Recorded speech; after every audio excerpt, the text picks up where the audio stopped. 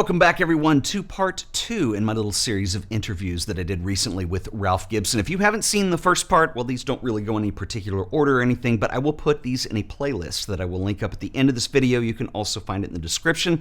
Ralph is an incredible photographer, one of my heroes, and these were a great honor to be able to do. So these were recorded at Brilliant Graphics, which is in Exton, Pennsylvania, right outside of Philadelphia. This is where Ralph is having his new book printed. The book is called Refractions 2. It will be coming out in the next couple weeks.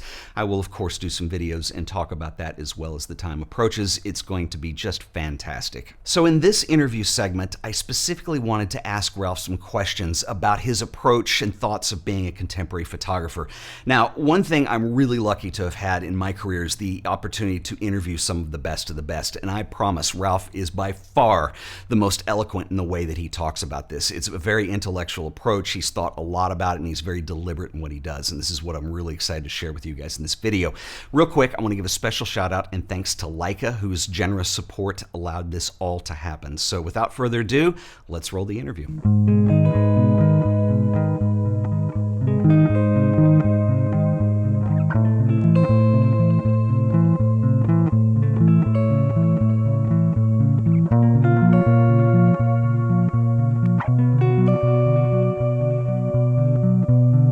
People look to an artist because they have something decisive to say, they have something they have confidence in, they're presenting it in that form, and then I think a lot of times that audience will tend to at times pigeonhole them into that. If Ansel Adams all of a sudden shifts away from landscapes and starts doing, I don't know, nudes or something, that's not what you expect from an Ansel Adams. It's a very different thing. He did do a variety of work, but what he's known for is the other. I think you're interesting in that aspect because you do cover, I think, a broader range than a lot of photographers with long careers end up being successful with, which I think is... Well, that's largely due to two factors. One is that I really believe that as an American artist, we are charged with the mission of originality.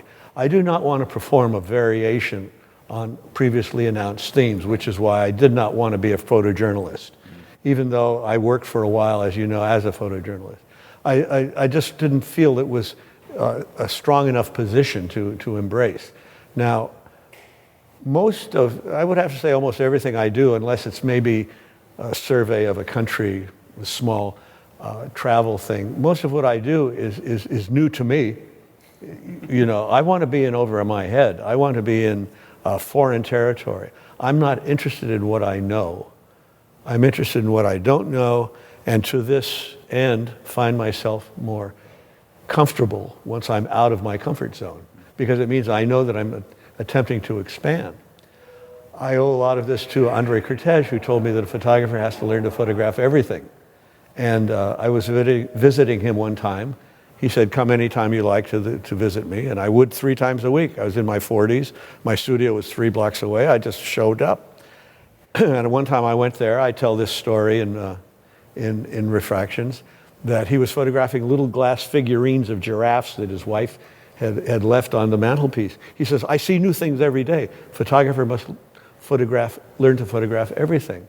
And I consciously, if I were any good, I should be able to do a picture of this part of the tripod holding this camera. Why not? Why should I have to wait for a great social event for my picture? Why not just do the edge of the rug next to the concrete floor? And it has expanded my vision, that attitude. Interestingly enough, you had mentioned earlier, well, we have talked a lot about the move to digital, and we were talking about this new book that's come out. You're talking about lithography and photography being very close, almost twins in a sense. Has digital impacted the way that you think about making a book, much like photography? Enormously. Right. I could elaborate, or we could just leave it at that. But the truth is, I never go out of the digital space.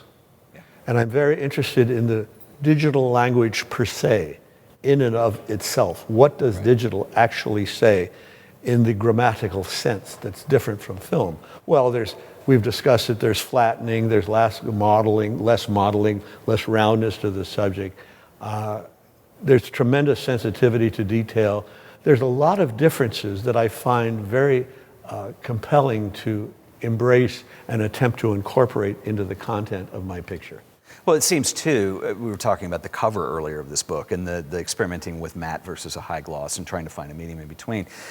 There is a perception, and I think a lot of technicians don't talk about it in the same way that you do, but the way you perceive light coming off of a page. You can see it from across the room. There's a look that you intend to go with. And that's probably why you don't bring proof photos down to a session for proofing a book. Well, from all my years, my 50 years in the darkroom, I've come to believe that a print should look good in all different light sources, that it should be essentially its own source of light. And I feel that way about the printed page, obviously, as well. Sure. It's a little more restricted in terms of reading text, and refractions has a lot of text in it. So that requires a strong external light. But in terms of how I predicate my decisions on a lithographic sheet, you could hold it up to me as I'm walking across the press room and I can tell from 50 feet away if I like the sheet or not. One of the things that I love about the way you work is the way you approach the book as an object itself. We've talked a lot about the whole idea of spreads, and I know you're very particular about the size of the image, the proportion to the page. Does it fill the entire page? Is it small? The proportion to the next image. You've told me before the way people will sit down with a book.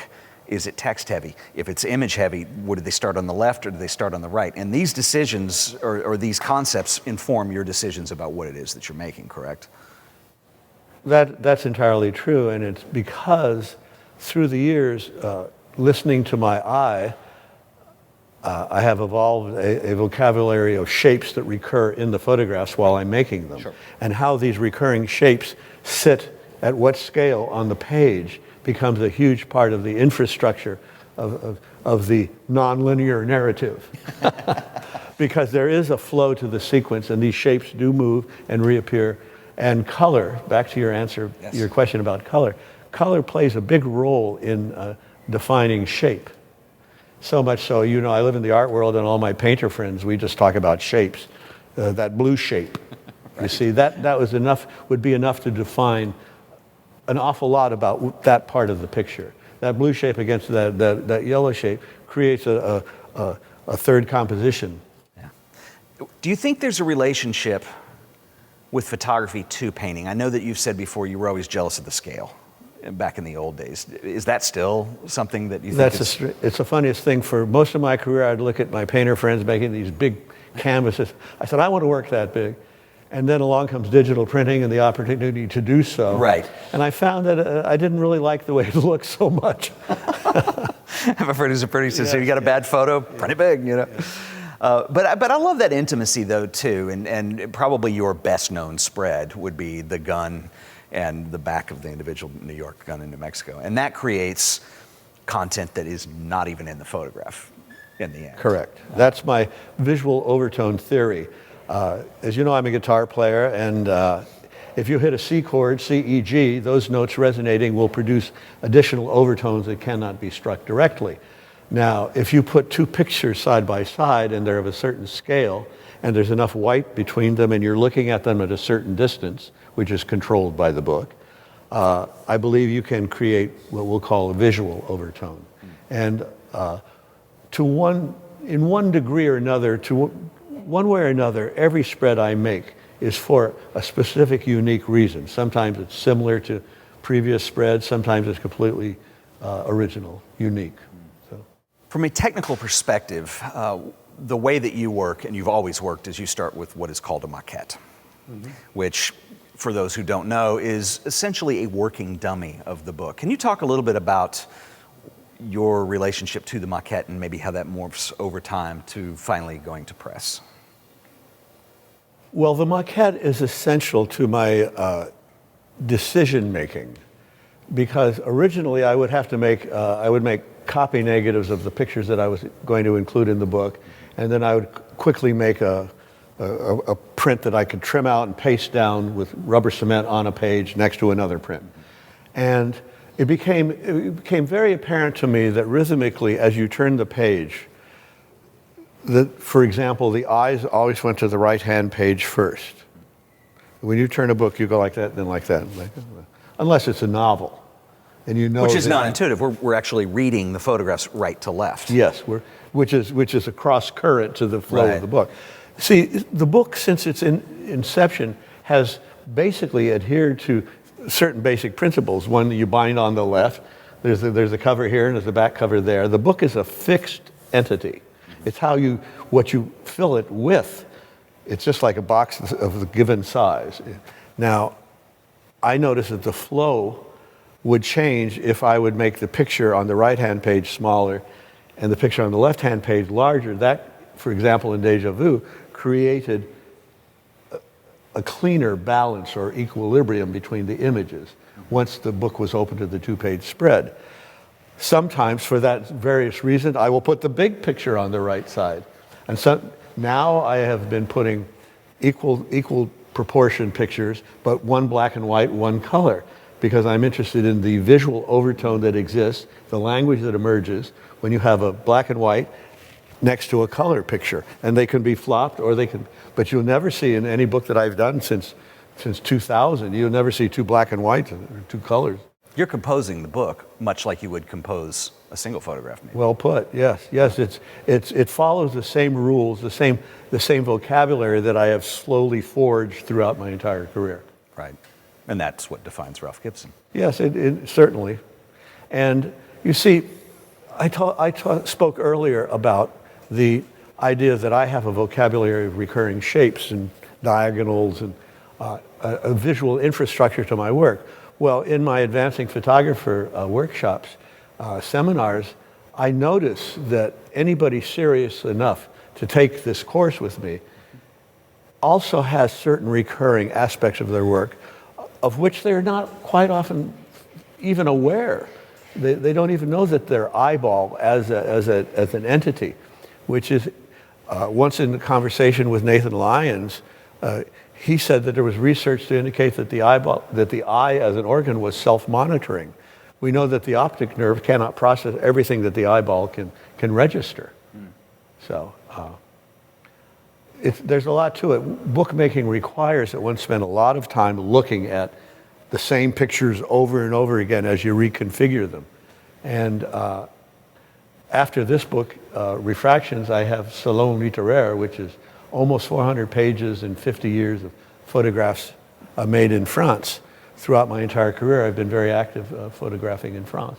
And I have really been fine-tuning this thing over the last year, and we'll spend another year, 8 or 9 months, just by the time this thing goes to the press, that book will just be as good as I could possibly make it.